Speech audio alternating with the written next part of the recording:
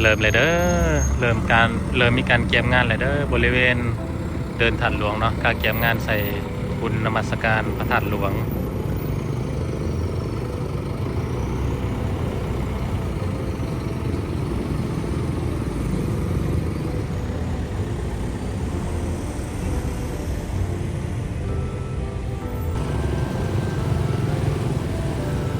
ตลาดของพิษซุกนะผมแมนถาดหลวงเด้ออยู่ใกล้กันเนาะอยู่ใกล้กับบริเวณเดินถัดหลวงกันละวันนี้เนาะมีหลายจุดที่มีการก่อสร้างมีการเกียมงานนมัสการบุญถาดหลวง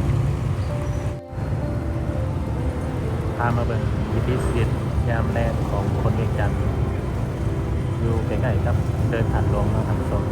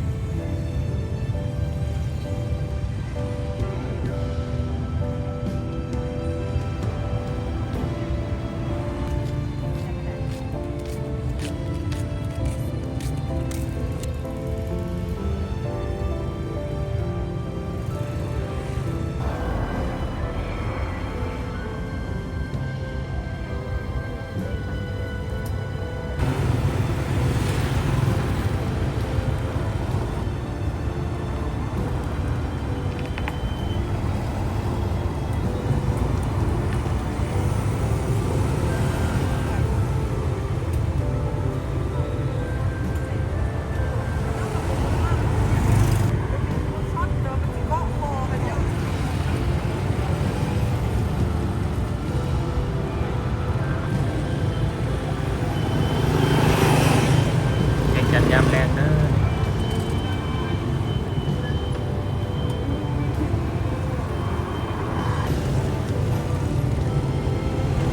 มีศิลปินอยู่นะ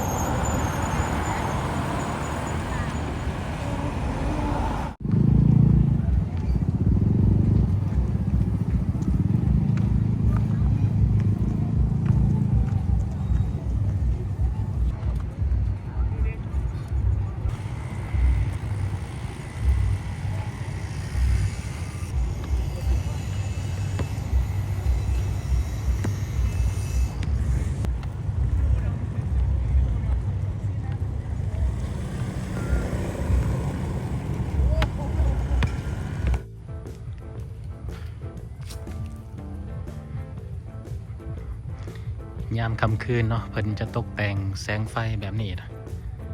แต่ว่าเบิ่งในรูปนี่คือว่าบ่อยากงามปานใดเนาะแต่ว่าเบิ่งตัวจริงนี่สีสันนี่สวยงามเลยโคมไฟอยู่ที่